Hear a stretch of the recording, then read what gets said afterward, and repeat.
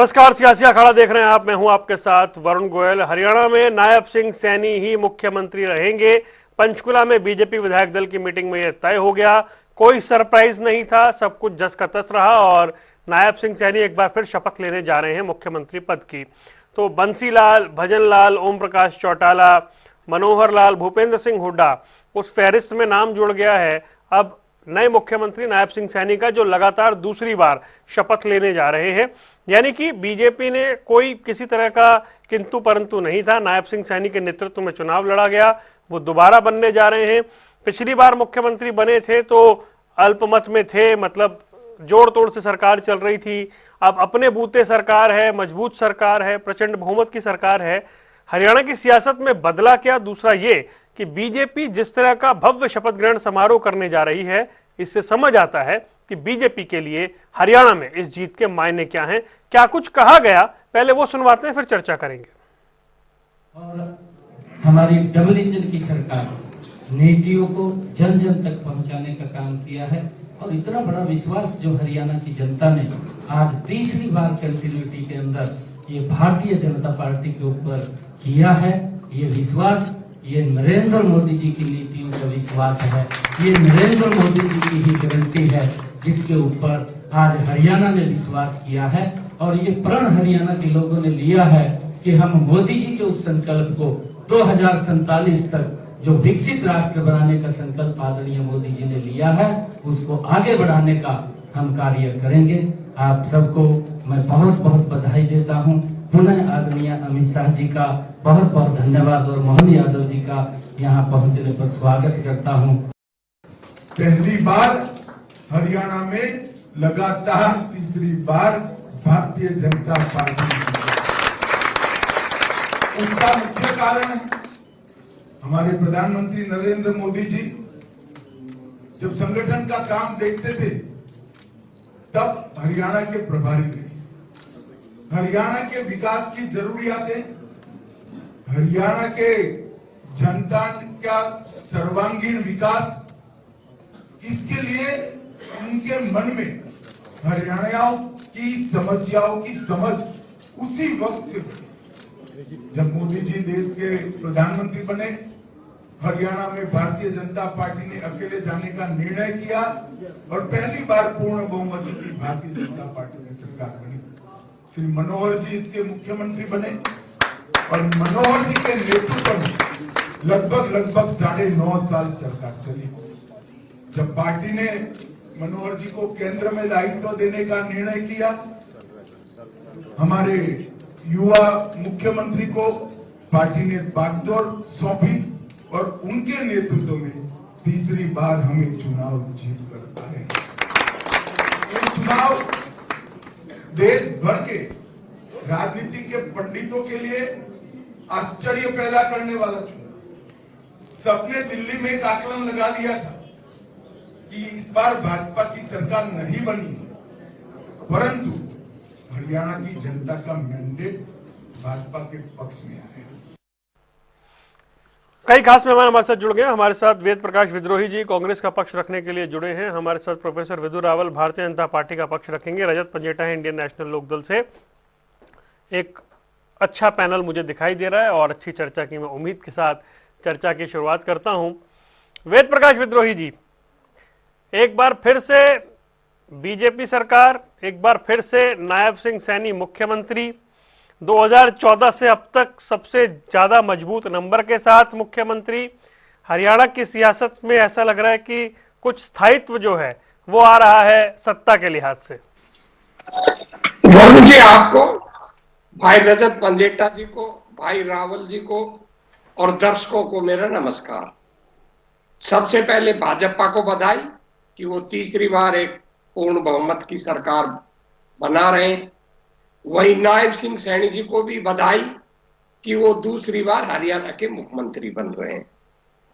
निश्चित रूप से जनादेश उनके पक्ष में आया है और जब जनादेश किसी के पक्ष में आता है तो बिना किंतु परंतु करे उसे स्वीकार कर लेना चाहिए। वहीं ये भी कटु सत्य है कि इन चुनावों के अंदर कांग्रेस को और भाजपा को जनता ने बराबर बराबर वोट दिए हैं। ये ठीक है कि लोकतंत्र में जो गिनतियां होती हैं, मतों का बंटवारा होता है, उसके अनुसार भाजपा को 38 सीट और कांग्रेस को 37 सीट मिली। और इसके बल पर, सीटों के बंटवारे के बल पर भाजपा की सरकार आ गई, जो एक लोकतांत्रिक प्रक्रिया है और भारत के संविधान के अनुरूप वो बिल्कुल सही है। परंतु भाजपा को ये नहीं भूलना चाहिए कि उनके सामने न केवल एक मजबूत विपक्ष है, अपितु जनता ने भी बराबर बराबर का मैंडेट अपनी तरफ से दिया है, तो उनका विरोध भी उतना ही है मजबूत और समर्थन भी मजबूत है। तो ये दो बातें एक साथ हुई हैं। हरियाणा में कभी भी 56 साल के इतिहास के अंदर ऐसा कभी नहीं हुआ कि उतना ही मजबूत समर्थन सत्ता पक्ष को मिला हो और उतना ही मजबूत विपक्ष को मिला हो। अब तक क्या होता रहा है, क्या तो सत्ता पक्ष भारी बहुमत से जीतता है या विपक्ष सत्ता में आ जाता है, और आ जाता है तो मजबूती से ही आता है। पर पहली बार ये एक ऐसी स्थिति पैदा हुई है जो हमारे जागरूक मतदाताओं ने दी है, वो ठीक है। पर मैं इस बात से सहमत नहीं हूं कि ये सब कुछ स्मूथली हो गया। उसका कारण है, मैं ना कोई किंतु परंतु कर रहा, ना मैं बधाई में कंजूसी कर रहा, पर मैं एक राजनीतिक कार्यकर्ता ही नहीं, एक हरियाणा का एक बड़ा जागरूक मतदाता भी हूं, जो काफी वर्षों से हरियाणा की राजनीति और हरियाणा के राजनीति में मुख्यमंत्रियों के चयन की प्रक्रिया को नजदीकी से देख रहा हूं। मैं ये क्यों कह रहा हूं, ये ठीक है, भाजपा ने पहले ही नायब सिंह सैनी जी को मुख्यमंत्री पद का अपना उम्मीदवार घोषित कर दिया था, तो स्वाभाविक हक भी उनका बनता है और उनका चुनाव भी स्वाभाविक है। परंतु मैंने अपने राजनीतिक जीवन में कभी भी ऐसा नहीं देखा किसी भी दल ने कोई मुख्यमंत्री चेहरा घोषित कर दिया हो और उस दल के नेता सार्वजनिक ताल ठोक कर ये कहते रहे हो पूरे चुनाव भर तक, और चुनाव परिणाम आने के बाद भी कि हम हैं मुख्यमंत्री पद के दावेदार। तो ये एक अनोखी घटना है, इसलिए मैं इसे स्वाभाविक नहीं मान रहा। दूसरा, मैं स्वाभाविक इसलिए नहीं मान रहा कि यदि ये स्वाभाविक प्रोसेस होता तो नायब सिंह सैनी जी को मुख्यमंत्री के चयन करने के लिए आदरणीय अमित शाह जी को 2 दिन में डेरा नहीं डालना पड़ता चंडीगढ़ में। सबसे मजबूत नेता है मोदी के बाद, आप अच्छी तरह जानते हो। आज ही तो और आए सबसे वो। नहीं, आज और कल 2 दिन रहेंगे जब तक पूरा नहीं हो जाएगा। मेरी बात पूरी सुन लीजिए सर, बाद में मुझे बेशक टाइम मत देना, मैं अपना पूरा नहीं, मैं टाइम दूंगा सर, टाइम दूंगा। नहीं, मैं पूरी लय कर देता हूं। तो मैं कोई आलोचनात्मक दृष्टि से नहीं कह रहा, मैं एक हरियाणा की राजनीति का एक पहलू बता रहा हूं कि कई आश्चर्य हुए। उनमें आश्चर्य एक ये भी है, क्योंकि स्वाभाविक होता तो अमित शाह जी को विधायक दल की बैठक में आने की जरूरत नहीं थी, कल वो आ सकते थे। पर उनका आना ही ये बताता है कि जो विरोध के स्वर उठ रहे थे उनको दबाने के लिए एक मजबूत नेतृत्व की जरूरत थी, जो भाजपा लाई। और दूसरा एक अंतर विरोध मैं ये देख रहा हूं इस सारे चक्कर में, लास्ट बात कह के खत्म करता हूं कि भाई भाजपा की सरकार वास्तव में ये दक्षिणी हरियाणा की सरकार है। 28 सीटों में 21 सीट इनको दक्षिणी हरियाणा से मिली है और दक्षिणी हरियाणा के नेताओं ने टाल ठोककर मुख्यमंत्री पद की दावेदारी कर वोट मांगी है। अब उनका तो मुख्यमंत्री बना नहीं, अब उन नेताओं को भी जवाब देना पड़ेगा जनता को, जो ताल ठोककर कह रहे थे कि भाई आर पार की लड़ाई लड़ेंगे और मुख्यमंत्री पद पर हमारा दावा है, अब नहीं तो कभी नहीं।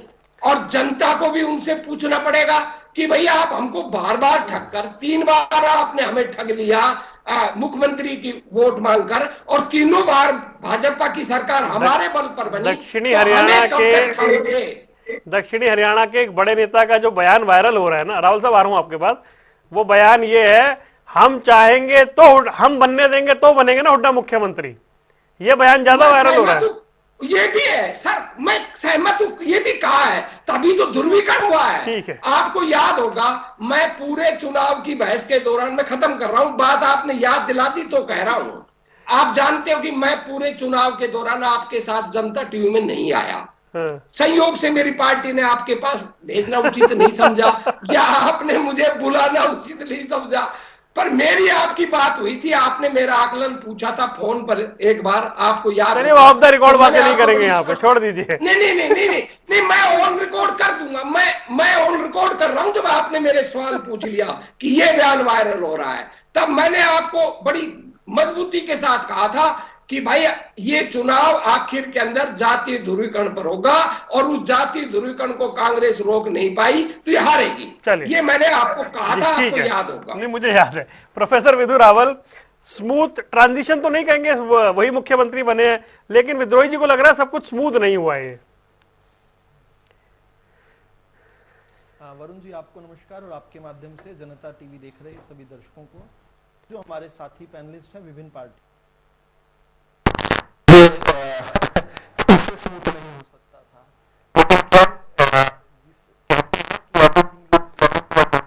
आवाज साफ नहीं आ रही। जी, रावल साहब के ऑडियो में थोड़ी दिक्कत आ रही है, एक बार दोबारा। जी,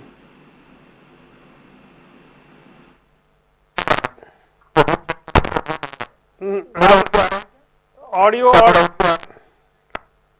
अच्छा, मैं बस जल्दी से एक बार मैं एक बार वो राउटर चेंज करवाता हूँ। अब 1 मिनट दीजिएगा मुझे, तब तक रजत के पास आते हैं। जी रजत, बताएं भाई, ये विद्रोही जी का एक आकलन है और उस आकलन पे आपको क्या कहना है, पहले आप रिएक्ट कर दीजिए एक बार।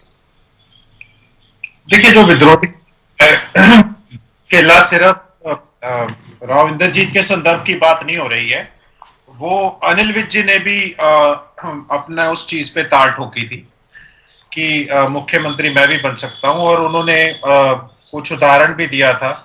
वो शब्दों का इस्तेमाल मैं नहीं करूंगा, कितने साल में तो वो पता नहीं क्या कहा था, कूड़े का भी नंबर आ जाता है। देखिए, इनका अपने नेता है, इनके अपनी पार्टी का वो अपना वो मानसिक वो है, जो भी शब्दों का इस्तेमाल करे। देखिए, अब मैं इसमें कुछ ऐड करूं उससे पहले विद्रोही जी की बात पे आते हैं। पहले देखिए, अगर राव इंद्रजीत बोल रहे हैं कि हुड्डा मुख्यमंत्री तब बनेंगे जब हम चाहेंगे, तो यानी अगर आप दक्षिण हरियाणा में जो सीटें मिली हैं और अगर डिफेक्शन के लिए 1/3 चाहिए, वो 16 विधायक होते हैं, तो क्या वो ये सरकार को डराने की कोशिश कर रहे हैं? 2/3 है आजकल, 1/3 से काम नहीं चलता सर। अच्छा, ठीक ठीक ठीक, 2/3 सॉरी। हाँ ठीक है। तो देखिए, ये क्या एक अपने आप को एक अलग से एक अपनी ताकत, अपने आप को एक पार्टी के अंदर ही अपने आप को एक अलग से अपना धड़ा बनाने की जो बात वो कर रहे थे, देखिए उसका उत्तर तो वो खुद बेहतर दे सकते हैं कि वो किस तरीके का प्रेशर बनाना चाह रहे हैं। थे। ट्वीट करके साफ कर दिया था कि मेरी मतलब गलत मेरे बारे में खबरें चलाई जा रही हैं। हाँ, वो बाद में किया था उन्होंने, चुनाव के दौरान कुछ अलग सुर थे, चुनाव के बाद जरूर उनको ये बताया गया। लेकिन हाँ, ऐसी बात अनिल विज जी ने भी की, अगर वो ना करते, लेकिन मैं ये जरूर कह सकता हूँ कि अनिल विज जी की भी टिकट जो थी वो एक समय पे खतरे पे थी। अनिल विज जी की टिकट तो सीधा मोदी जी के खाते से आई है, अनिल विज जी की टिकट खट्टर जी के, शाह जी के खाते से नहीं आई। और वो जीतते ही अगर ये बयान ना देते तो हो सकता है उनका जीतना भी पता नहीं कितना मुश्किल ना हो जाता इस बारी। तो चलिए, ये ऐसे ऐसे बयान आते रहते हैं, लेकिन अब चलो नई सरकार बन रही है, वो मुख्यमंत्री आ रहे हैं नायब सैनी जी, और दक्षिण भारत का जिक्र, दक्षिण हरियाणा का जिक्र हो रहा है। दक्षिण हरियाणा के चाहे समर्थन से उत्तरी हरियाणा के मुख्यमंत्री बनने जा रहे हैं। तो देखिए, उनको हार्दिक शुभकामनाएं हमारी तरफ से, और हम उम्मीद करेंगे कि सभी वर्गों का, क्षेत्रों का, जातियों का एक संतुलन बनाकर और सच में जनता के हित में काम करने वाली सरकार साबित हो। सरकार के साथ साथ में मंत्रिमंडल का जिक्र जरूर इसमें करूंगा कि पिछली दोनों सरकारों के मंत्रिमंडल जो हैं वो विफल रहे हैं, वो जनता को नकारा है। तो अब मंत्री जो बने, कम से कम, क्योंकि मंत्री सरकार का फेस होते हैं, ऐसे मंत्री बने। टॉपिक कल करेंगे ना, हाँ, छोड़ देते हैं, कल करेंगे ना। चलो अब कल करते हैं चर्चा। कल शाम के लिए कुछ रखिए सर टोकरी में। प्रोफेसर रखते हैं जी भाई, अमित शाह जी को डेरा डालना पड़ा और वो सरकार बनवा के शपथ दिलवा के जाएंगे, क्योंकि ऐसा लगता है विद्रोही जी को सब ठीक नहीं था। वरुण जी, आपको नमस्कार और आपके माध्यम से जनता टीवी देख रहे सभी दर्शकों को और हमारे साथी पैनलिस्ट को नमस्ते। मैं उम्मीद कर रहा हूं अब मेरी आवाज ठीक ठाक आ रही है। और मैं उम्मीद करूंगा कि जो जो इन्होंने संशय बताए हैं, मैंने नोट किए हैं, मुझे अवसर दिया जाए बिल्कुल उनको हटाने का। बिल्कुल। देखिए, अमित शाह जी हरियाणा से प्यार करते हैं, अमित शाह जी हरियाणा वालों से प्यार करते हैं, अमित शाह जी हरियाणा बीजेपी से बहुत प्यार करते हैं।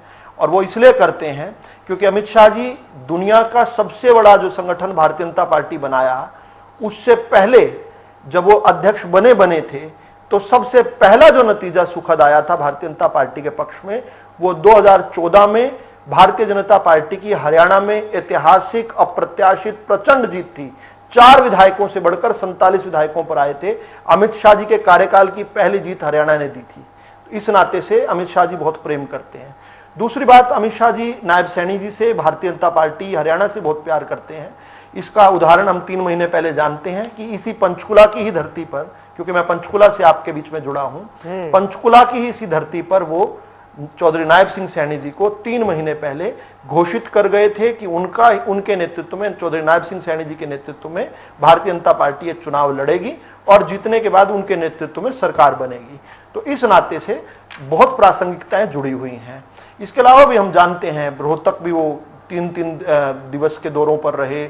3 दिवस, हम 2017 की बात करें, फिर 2019 में भी जो है यहाँ पर आए थे, लंबे समय 2-2, 3-3 दिन के दिवस पर दौरों पर रहे। इसी तहत जो उनके प्रवास कार्यक्रम जो है 2022 में भी गए। मधुबन में एक बड़ा कार्यक्रम हुआ था, पूरे हिंदुस्तान की जो पुलिस फोर्सेस थी उसमें सर्वश्रेष्ठ पुलिस फोर्स का इनाम जो है वो हरियाणा की पुलिस को मधुबन में देकर गए थे, खुद गृह मंत्री के रूप में। तो अनेक बार उनका रहा है और हरियाणा से एक विशेष लगाव है अमित शाह जी का। तो अभी उनके आने के मात्र 25 मिनट बाद जो विधायक दल के नेता ने घोषित कर दिया, उस पर हम संशय कर रहे हैं कि वो अगले 2 दिन तक यहां रहेंगे। अरे वो उनके तो आने के केवल 25 मिनट बाद ही जो काम करने की आप बात कह रहे हैं वो कर दिया था। अगली बात जो है वो इन्होंने बड़े अच्छे से कही। इन्होंने कहा जनादेश भाजपा के पक्ष में आया। शुरुआत कांग्रेस के हमारे प्रवक्ता ने यहां से की, फिर बार बार उस अपने ही बयान को डाइल्यूट करते रहे और बोलने लगे कि जनमत बराबर बराबर है। फिर उन्होंने कहा कि वोट परसेंटेज बराबर बराबर है। अब उनको मैं जानकारी के लिए वंस एंड फॉर ऑल बता दूं, क्योंकि इस प्रकार के नैरेटिव से उनका काम चलने वाला है। जनता ने तो पसंद किया नहीं उन्हें। 33.17% वोट बीजेपी को झारखंड के पिछले चुनाव में मिली थी। 33.17% वोट, सीट आई थी 25। जेएमएम झारखंड मुक्ति मोर्चा हेमंत सोरेन की पार्टी को 18.21% वोट आई थी, हमसे 15% कम। और सीटें आई थी हमसे 5 ज्यादा, 30 सीटें आई थी। कांग्रेस पार्टी को खुद 13% वोट मिला था और उनको सीटें आई थी 16। तो दोनों की मिलाकर 16 जमा 30, 46 सीटें कांग्रेस और जेएमएम की आई थी। हमारी इनसे 3% वोट ज्यादा होने के बाद, दोनों को मिलाकर भी हमारा 3% ज्यादा था, इसके बावजूद भी इनसे 21 सीटें कम आई थी, केवल 25 सीटें आई थी। इनसे लगभग आधी सीटें आई थी। हिमाचल प्रदेश छोटा सा राज्य है, 40,000 वोट हमारी भारतीय जनता पार्टी की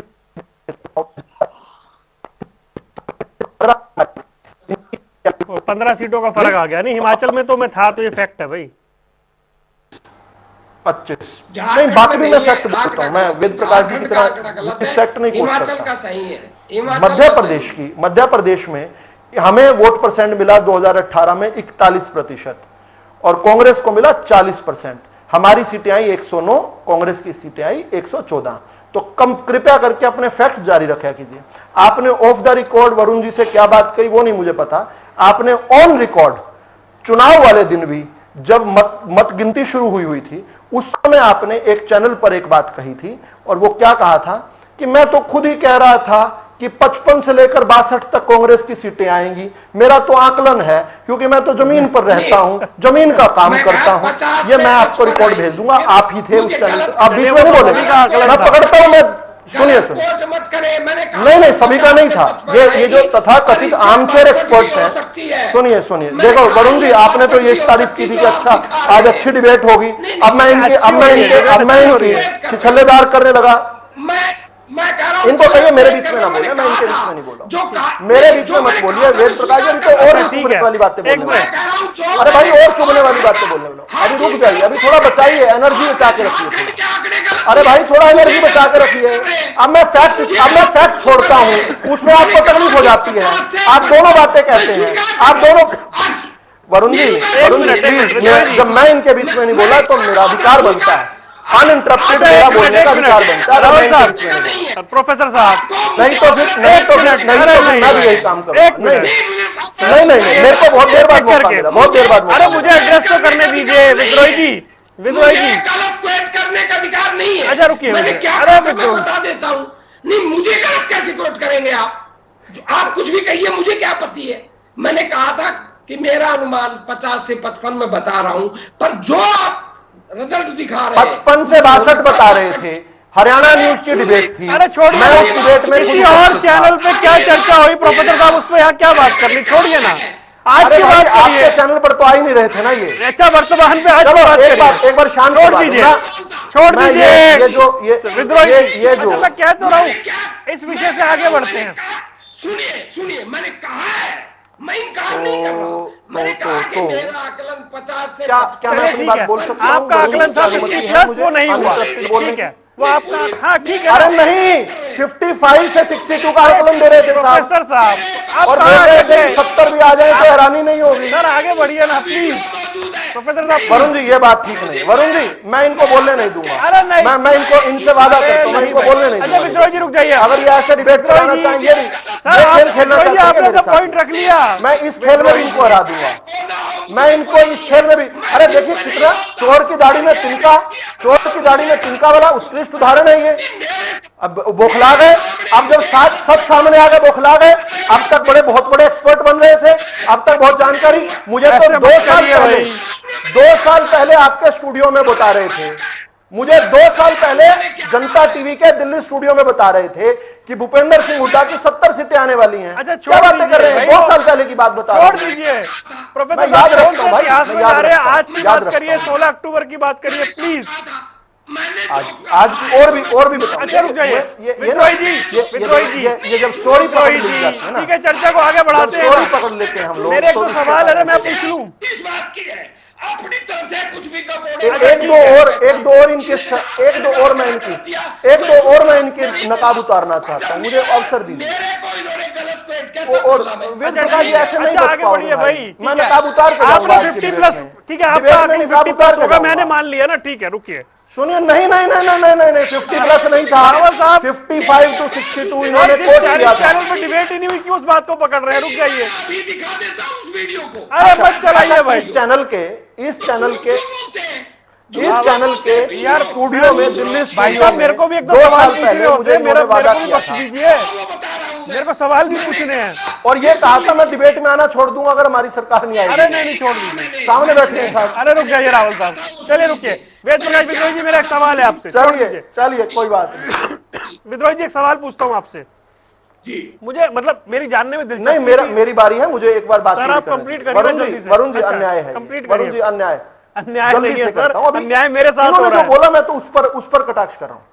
तो मेरे को गलत अच्छा, मत इन्होंने क्वेट करिए, एक आप बात करिए और कही, कटाक्ष, इन्होंने मुझे क्या कहा आपत्ति कि है? जागरूक मतदाता। वेद प्रकाश जी थोड़ा बिहेव करना सीखिए, डिबेट में डिबेट करनी सीखिए। अरे भाई प्लीज, रिक्वेस्ट कर रहा हूं मैं आपसे, कितनी देर तक डिबेट का समय खराब करेंगे आप? अपने समय बोला कीजिए, अपने समय क्या करते हैं आप? सारी बातें करेंगे आज। बदतमीजी है ये आपकी, रुक जाइए, बीच में रुक क्यों बोल रहे हैं जाइए। आप? अच्छा रुक जाइए, ये क्या तरीका है आपका बीच में बोलने का? रुक जाइए। क्या तरीका है ये आपका बीच में बोलने का?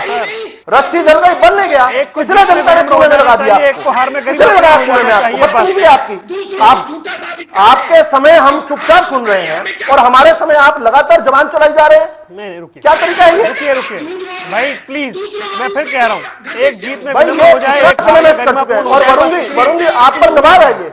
नहीं, मैं अपना समय पूरा लूंगा।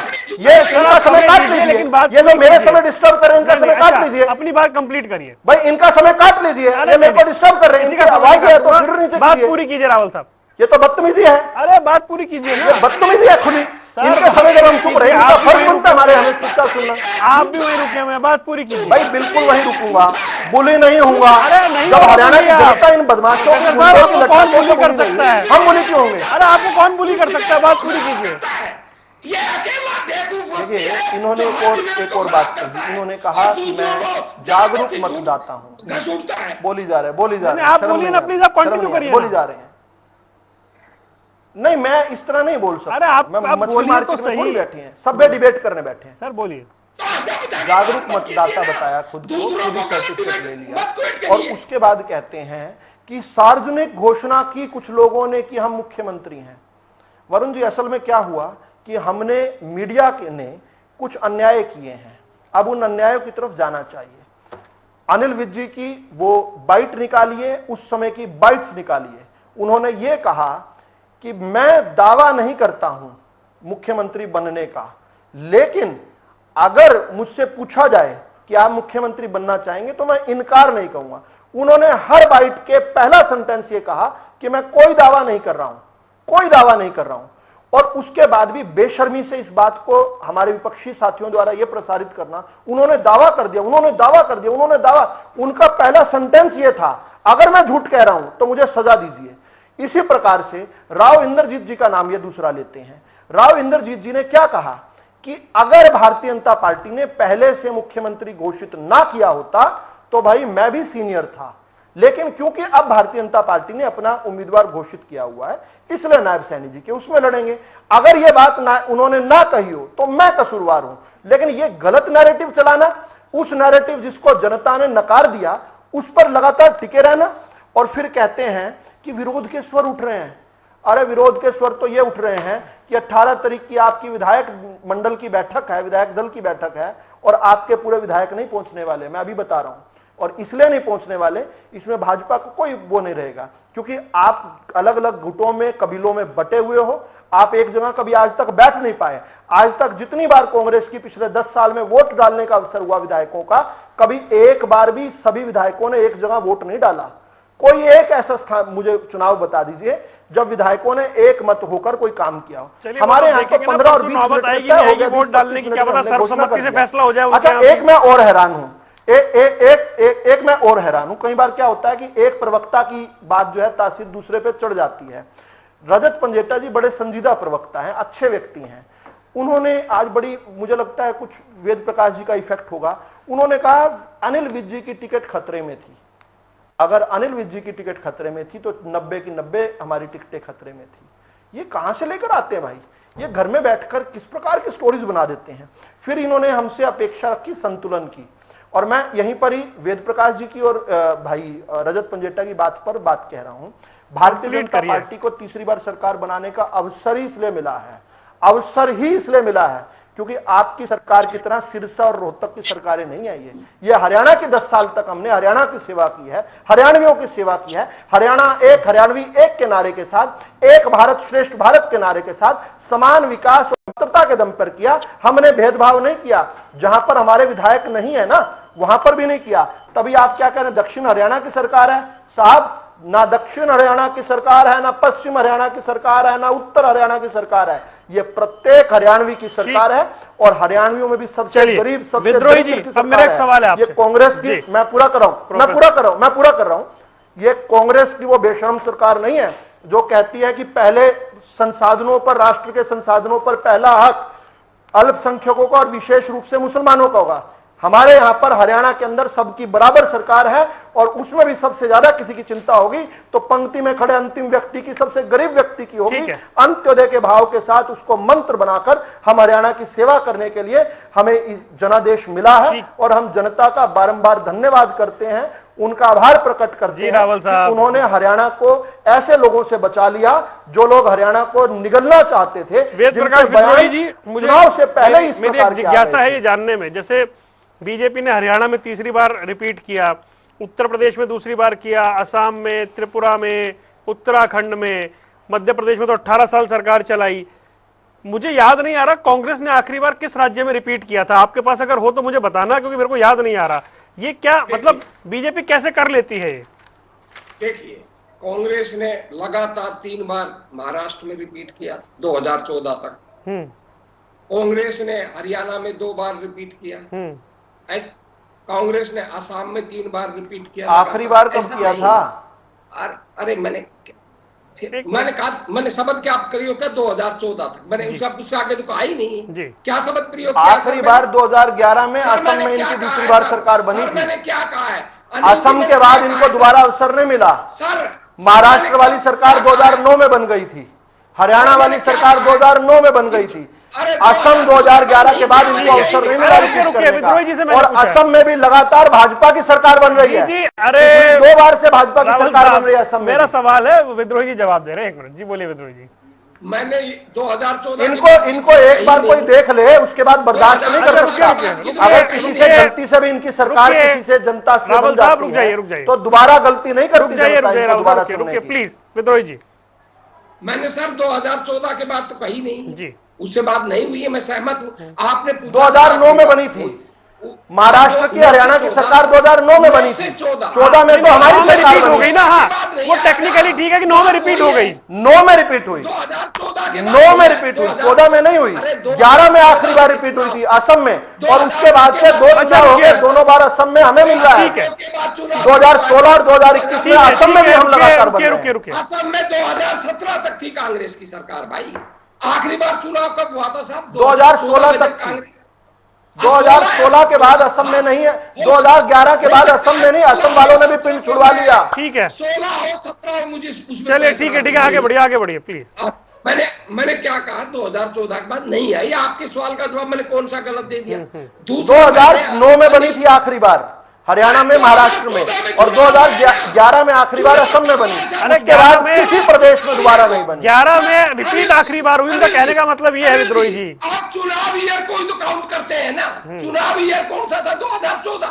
2014 के बाद नहीं। अरे चुनाव ईयर क्यों काउंट करेंगे? जब मतदान मिला तब को काउंट करेंगे। यही काउंट होता है चुनाव ईयर। 2009 में मतदान हुआ था हरियाणा में।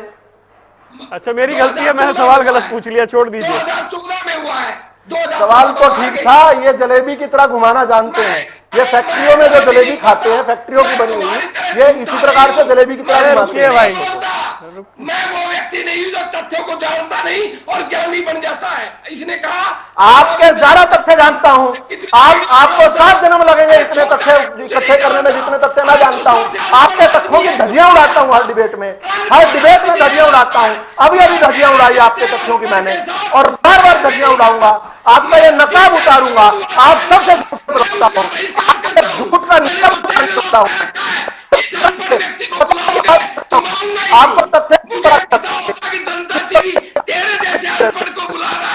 अरे नहीं भाई, इतना व्यक्तिगत ना हो जाइए प्लीज, व्यक्तिगत मत हो जाइए। मैंने आपको फोन कर कहा है जिस नहीं, व्यक्तिगत ना हो जाइए प्लीज, रुक जाइए।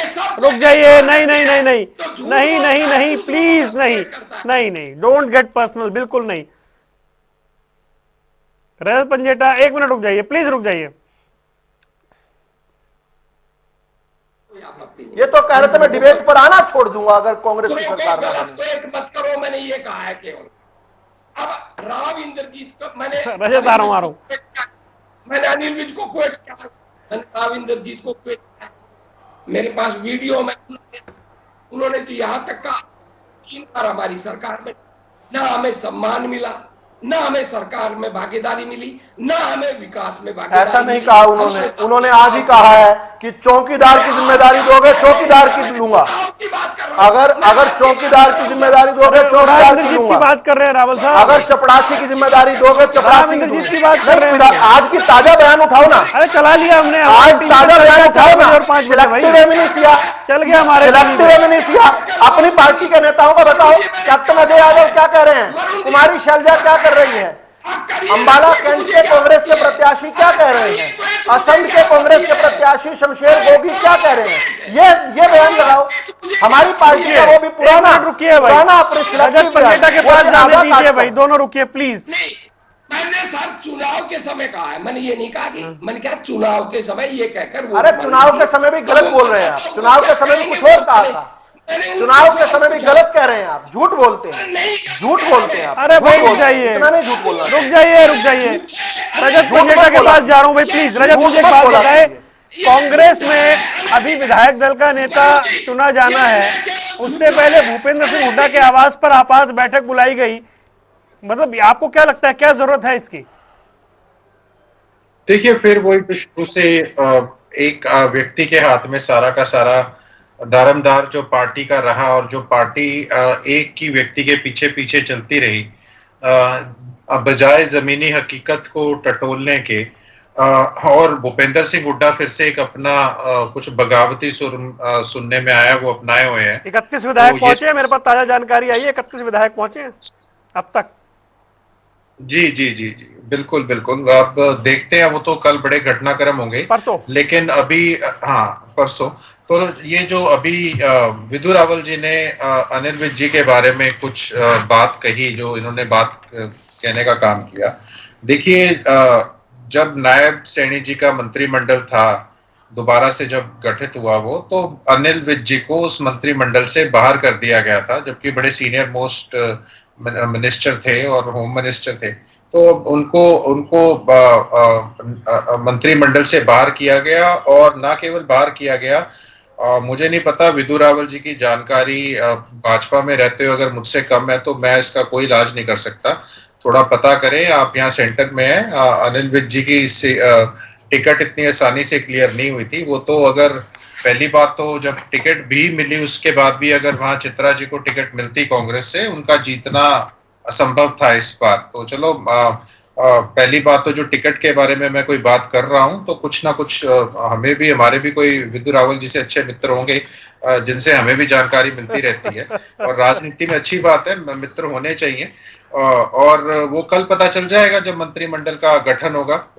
उसके ऊपर हम जो आज चर्चा कर रहे हैं, हम कल चर्चा कर लेंगे। उसमें तो कोई, हम कल के लिए भी कुछ बचा के रखना है। लेकिन हाँ, ये जरूर है कि कांग्रेस में ऑल इज वेल नहीं है। कांग्रेस में ऑल इज वेल, क्योंकि आपका मुख्य प्रश्न भूपेंद्र सिंह हुड्डा जी को लेकर था। देखिए, ये चिंतन मंथन इन्हें तब करना चाहिए था जब ये लोकसभा की 5 सीट था। कुछ भी था, सारा इलेक्शन सबको पता था कि इन्होंने एक नैरेटिव भी बना रखा था कि अगर बीजेपी को कोई हरा सकता है तो ये कांग्रेस के हम कैंडिडेट है, हम, हमारा चेहरा है, बाकी सब वोट काटू हैं, एक बी टीम है, जो जो कुछ भी चुनाव में कहते हैं पार्टियां, इन्होंने वो हर हथकंडा अपनाने की कोशिश करी। हर एक टाइप के झूठ बोले गए, अपने आप को बहुत, जस्ट गिव मी 30 सेकंड। और अपना कोई, इनकी भी कोई घमंड की कोई कमी नहीं थी। मतलब मेरे को इनके प्रवक्ताओं की लैंग्वेज भी कईयों की ऐसी थी जिसमें घमंड की कोई कमी नहीं थी। घमंड किसी का भी हो, सत्ता में हो, विपक्ष में हो, घमंड सबसे बुरी चीज है, नहीं होना चाहिए। जनता घमंड तोड़ती जरूर है, आज नहीं कल तोड़ देगी। लेकिन ये बात जरूर है कि ये समीक्षा जो ये कर रहे हैं, और अब जो ये मीटिंगें कर रही हैं कांग्रेस के अंदर, जो पैरों के पैरों के नीचे से जमीन खिसकी, और इनके प्रवक्ताओं को भी थोड़ा सा ये अपना संतुलन ना खोएं। कोई बात नहीं, ठीक है, आता रहता है। नहीं, अब समय थोड़ा ज्यादा हो गया। विद्रोही जी के बारे में ये टिप्पणी विद्रोही जी के बारे में नहीं थी। मैं जानता हूं आप किसके बारे में कह रहे थे। विद्रोही जी, आपने जो बात शुरू में कही थी स्मूथली काम हो जाने की, आर रावल साहब, 18 तारीख को आपके यहाँ भी नेता चुना जाना है, स्मूथली हो जाएगा सब? साहब देख लो, मैं तो अपेक्षा करता हूं स्मूथली होगा, नहीं होगा तो आपके सामने आ जाएगा। मैंने तो घटना चक्कर बताया है, मैंने कोई आलोचना नहीं की, कोई झूठ नहीं बोला। जो चुनाव के समय नेताओं ने जो कुछ कहा, और क्योंकि मैंने कहा भी 21 विधायक हमारे क्षेत्र से आए हैं, तो जो जिस बात को कहकर वोट मांगी गई मैंने वो कहा है। ठीक है। अब मैं ये तो, अब कोई एक दिन कहा हो तो भी मैं मान लूं। अब मैं तो यहीं रहता हूं, यहाँ तो रोज कहा जाता था, रोज अखबारों में आता था, रोज वीडियो आते थे। मेरे पास वो रोज के अखबार भी हैं और रोज के वीडियो भी हैं। अगर मेरी एक बात भी गलत हो, नहीं, एक मिनट, आप भी हमारे क्षेत्र में गए थे, आप पुष्टि कर दें कि मैंने एक भी बात जो अपने क्षेत्र के संदर्भ में कही है और राम इंद्रजीत के संदर्भ में कही क्षेत्र में है, गया था। एक भी गलत हो तो बता दो आप, मैंने गलत कही हो तो। ठीक है, आपके पास भी तो वीडियो है, आपने कवर किया है, आप मेरे क्षेत्र में भी रहे हैं, तो बता दो अगर मैंने गलत कही हो तो मैं यही माफी मांग लूंगा। नहीं, रुक जाइए, ठीक है रावल साहब, इसी समय माफी मांग लूंगा। ठीक है रावल साहब, अब छोड़ दीजिए, जो पीछे की बातें छोड़िए, अब सामने चैलेंजेस क्या हैं? चैलेंजेस है खुद अपने रिकॉर्ड को बेटर करना। देखिए, हमने किसान कल्याण में, गरीब कल्याण में हमने प्रकाष्ठा प्राप्त की है। हमने जिस प्रकार से एक नए, इन आयाम को एक नई ऊंचाई तक ले गए हैं, अब चुनौती है उस ऊंचाई को और ऊपर लेके जाने की। और मुझे लगता है कि हम इस तन्मयता से, इस मेहनत से, इस जनता के स्नेह प्रेम और आशीर्वाद से, ये जनता ने जो हम पर विश्वास प्रकट किया है, ये एक बहुत बड़ी जिम्मेदारी हमें दी है। बार बार चुनाव में जीतना और विपक्ष में रहते हुए जीतना शायद आसान हो सकता है, खटाखट झूठ बोलकर, जैसे कांग्रेस बोलने का प्रयास करती है, खटाखट झूठ को फेल कर पूरे हिंदुस्तान का जिस हरियाणा की जनता ने नैरेटिव चेंज कर दिया आज कांग्रेस का हर जगह सुपड़ा साफ होने वाला है। आज के बाद से दिख रहा है कांग्रेस को कोई पसंद नहीं कर पा रहा है और कांग्रेस को वापस ईवीएम का रोना पड़ रहा है। मुझे लगता है उस जनता के प्रति हमारी जिम्मेदारी बनती है, लेकिन एक जिम्मेदारी हमारे विपक्ष की भी बनती है। मैं बड़ी सकारात्मक बात कहना चाहता हूं। अब ये चीजें सामने आ गई हैं, पब्लिक डोमेन की चीज है कि ये जो आंदोलन थे ये प्रायोजित थे, ये सहज और स्वाभाविक नहीं थे, ये प्रायोजित और पोषित थे। अब मुझे लगता है कांग्रेस को फ्रंट में आकर मुद्दों की राजनीति, मुद्दे दिल्ली और कैम्ब्रिज एनालिटिका द्वारा दिए हुए, ग्रेटा थनबर्ग द्वारा, रेहाना द्वारा बनाए गए मुद्दे नहीं, टूल किट वाले मुद्दे जल्दी नहीं, से वाइंड अप, जो जनता के मुद्दे हैं, जो वास्तविक मुद्दे हैं। हम बहुत शानदार काम कर रहे हैं, हमारी सरकारें बहुत अच्छा काम कर रही हैं, लेकिन फिर भी कोई ना कोई कमी अगर छूटती है, उन कमियों तक जाइए, मेहनत लगेगी, लेकिन मेहनत करने का मादा रखिए। ये फोटो वाली जो पिकनिक राजनीति करते हैं, इसको छोड़कर वहां तक पहुंचिए और असल मुद्दे, सच्चाई की राजनीति कीजिए। जो आप पहलवानों का आंदोलन कह रहे थे ना, आपकी सबसे बड़ी स्टार कैंपेनर मसा चुनाव जीत पाई हैं और उनके जिले में पहली बार 5 में से 4 सीटें भारतीय जनता पार्टी जीती है। ऐतिहासिक प्रदर्शन रहा है। 10-10 राउंड तक आपकी वो स्टार कैंपेनर जो है पीछे रह गई। देश की बेटी है, पहलवान है, आपने उन तक को नहीं छोड़ा, आपने किसानों को बदनाम कर ठीक है रावल साहब, आपने किस समय नहीं है प्रकार मेरे से पास, सबका दुरुपयोग कल किया। फिर जुड़ेंगे, लेकिन इसके बावजूद और भी मैं विस्तार अंत से बात कर रहा हूं करेंगे। अपनी बात का, मैं बात का यह कहकर अंत कर रहा हूं कि अब जिस प्रकार से एक सकारात्मक सत्ता पार्टी है, उसी प्रकार का सकारात्मक विपक्ष बने। जनता के असल मुद्दे गड़े नहीं, जनता के बीच में से उठा के लाए और उनके लिए हमें भी जो है, हमें भी प्रेरित करे कि हम और बेहतर काम लास्ट करें। बात का हम सब मिलकर हरियाणा को एक विकसित समय भारत नहीं है, बनने कह की दीजिए, जो कह बढ़ते दीजिए। कदम एक है लाइन उनको एक और लाइन। बड़ी गति से एक लाइन। हम जल्दी बढ़ाएंगे से कहिए। और हरियाणा जो है अग्रणी भूमिका अदा तीन चार करेगा, शब्द कहूंगा। अग्रणी जल्दी भूमिका बोलिए, अदा बोलिए। करेगा। भारत को 2047 तक बोलिए, चुप विकसित हो गया करने है। के रावल साहब, प्रधानमंत्री बस, मोदी जी के रावल लक्ष्य साहब, में जी। हरियाणा जो है अग्रणी भूमिका जी, करेगा। जी। और मुझे विश्वास है वेद प्रकाश विद्रोही जी भी रिफ्लेक्ट करेंगे और अपनी गलतियों को छुपाने के बजाय उनको चलिए सुधार सर, करेंगे। छोड़ दीजिए। देखिए सर, सकारात्मक सरकार कभी भी विपक्ष को अर्बन नक्सलवादी नहीं कहती। चलिए जी, मजबूत सरकार है, उतना ही मजबूत विपक्ष है। अर्बन नक्सलवादियों को अर्बन नक्सलवादी शपथ ग्रहण कहेंगे। समारोह है, परसों कांग्रेस ने विधायक दल का नेता चुनना है, देख लेंगे। आप तीनों मेहमानों को जुड़ने के लिए बहुत बहुत शुक्रिया। सियासी अखाड़ा